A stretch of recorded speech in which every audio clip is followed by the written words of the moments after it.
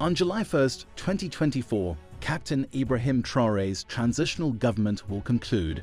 Traore, who took power in September 2022 and became interim president in October, committed to supporting a transition leading to elections in July 2024.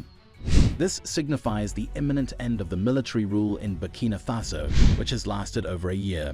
Recently, Traoré's administration announced national consultations at the end of this month to decide the next steps in the transition to civilian rule. Subscribe to the African Web channel and ring the bell icon for updates. A press release from Minister of Territorial Administration Emile Zerbo announced national meetings on May 25th and 26th in Ouagadougou. These gatherings will involve representatives from civil society, political parties, and the military to discuss the ongoing transition until July 1st, 2024, as outlined in the October 14th, 2022 Charter. The goal is to assess progress, determine the future of the transition, and decide whether to extend it. This follows approval by all 71 members of the Legislative Assembly for a transition forum, leaving the final decision to the people during the National Forum. The momentum builds toward the end of Captain Traoré's tenure in July, though public sentiment, as demonstrated by a recent gathering at the Municipal Stadium in Ouagadougou on May 11th, favors extending Traoré's leadership. This situation is unprecedented. It is exceedingly uncommon for citizens in African nations to rally in large numbers to request the continuation of their current government. Over the past 20 years, such an event has not occurred. Yet in Burkina Faso, this is precisely what is unfolding. Remarkably, the thousands who gathered included not only Burkinabe locals, but also activists and visitors from neighboring Sahel countries. This clearly indicates that Ibrahim Traoré did not coerce the citizens of Burkina Faso to support him, as he could not influence individuals from outside the country.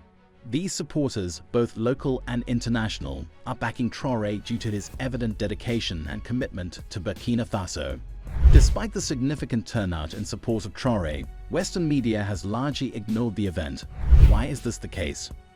It suggests that these media outlets are utilized by the West to shape narratives about African nations in a way that benefits their interests. Imagine if, instead of showing support for Traoré, the citizens had gathered to demand the end of his rule and a rapid transition to civilian governance. Undoubtedly, Western media would be quick to report and broadcast the story. It is clear that they are reluctant to acknowledge that the people of Burkina Faso favor their military president over a civilian one. This reluctance stems from a desire to uphold the notion that democracy, as promoted by the West, is the superior form of government. However, the system of government is less crucial than the quality of leadership.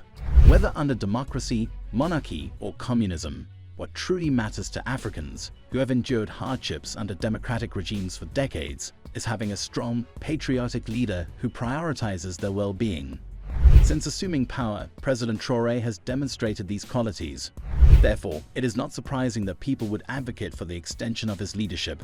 Before the rally, Abdul Razman Saodogo, chief coordinator of the Black African Defense League Burkina Faso, emphasized unity and solidarity for building a better future for Burkina Faso.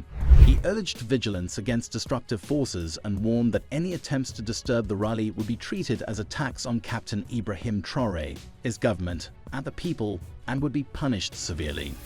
The National Coordination of Citizens Watch Associations of Burkina Faso called for the rally to be a historic and solemn event. Extensive preparations were made, and on the day of the rally, thousands of Burkinabe locals, activists, and international visitors gathered to support Traoré's administration. According to the African Initiative correspondent, organizers believe that holding elections would disrupt peace and are advocating for constitutional changes to fully liberate the country. "We don't want another president or elections," chanted leaders of local civil society organizations. Since the death of Thomas Sankara, Burkina Faso has suffered under incompetent and self-serving leaders, but Traoré has set the nation on a positive path. Gizem Baba, a member of the National Coordination of Citizens Watch Associations, highlighted Traoré's achievements in agriculture, including the acquisition of tractors, plowing equipment, seeds, and inputs for the 2024 agricultural campaign, moving Burkina Faso toward food self-sufficiency. Remarkably, Burkina Faso is now producing wheat, a crop previously thought impossible to cultivate there, thanks to Traoré's leadership. But that's not all Traore has achieved in Burkina Faso's agricultural sector. In 2023, he launched two major programs: Operation Agro-Silvo-Pastoral Offensive and the Presidential Initiative for Food Self-Sufficiency, with several initiatives carried out to meet their objectives. For example, in February 2024, the Emergency Project for Increasing Agricultural Production in Burkina Faso was initiated in partnership with the African Development Bank Group, which provided 38.4 million euros to enhance food security against the impacts of Russia's invasion of Ukraine.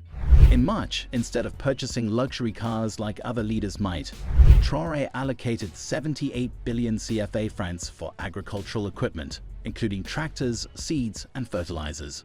This strong commitment to agriculture stems from his vision of a self-sufficient Burkina Faso. Beyond agriculture, Traore has also focused on boosting the mining sector. In 2023, he banned gold exports to reorganize the sector. He established a gold refinery and a mining waste facility to create value and job opportunities for the Burkina people. Similar to his mentor Thomas Sankara, Traore declined a presidential salary and reduced the salaries of Burkina politicians. He believed it unfair for a few to earn millions while many struggle for basic necessities, emphasizing the need for systemic balance and correction for societal stability. Regarding security, Traore prioritized acquiring weapons and military equipment, ensuring soldiers were well equipped, and fostering collaborations with other countries' militaries, including Russia and the Alliance of the Sahel, to restore safety in Burkina Faso. These achievements, among others, have contributed to Burkina Faso's recognition earlier this year by the World Governance Index as one of the best governed countries in Africa, surpassing many under civilian rule. Results speak volumes. The upcoming weeks are crucial for Burkina Faso as they will determine the country's trajectory. Will Traore step down or will he continue as president? Time will tell. Share your thoughts in the comments below. Don't forget to like, subscribe, and share this video.